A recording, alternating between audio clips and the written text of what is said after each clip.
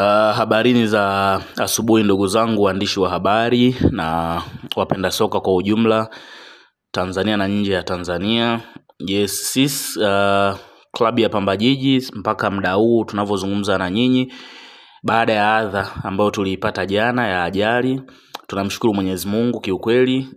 Kama ambavyo nilitoa taarifa ya mwisho kwamba kuna mambo yalikuwa yanaendelea ya kiusalama, lakini pia kuangalia afya za baadhi ya wachezaji ambao labda wangekuwa wamepata mshtuko na kuleta shida.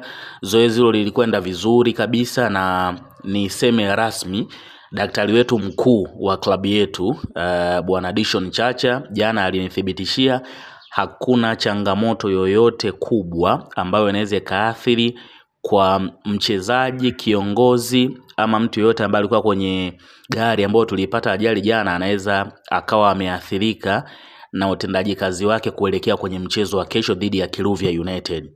Kwa mujibu wa taarifa ya daktari wetu huyo mkuu Dishon Chacha, ni rasmi sasa klabu ya Pamba Jiji inaendelea na maandalizi kuelekea kwenye huo mchezo, na jana tulianza safari kutokea mkoani Dodoma kwenda Morogoro na tulifika salama kabisa, tunamshukuru Mwenyezi Mungu.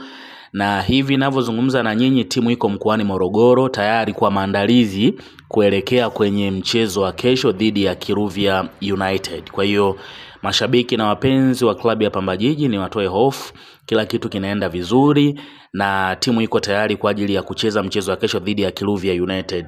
Taarifa ya maandalizi kutoka kwenye benchi la ufundi nitawaleteeni jioni mara baada ya mazoezi yetu ya mwisho, kwa maana ya light training, ambayo bila shaka yatafanyika kunako uwanja wa mchezo kuelekea kwenye mchezo wa kesho hapa mkoani Morogoro. Kwa hiyo ni jambo jema, kila kitu kipo sawa na maandalizi kuelekea kwenye mchezo wa kesho yanakwenda kama ambavyo yalipaswa kwenda. Asanteni sana.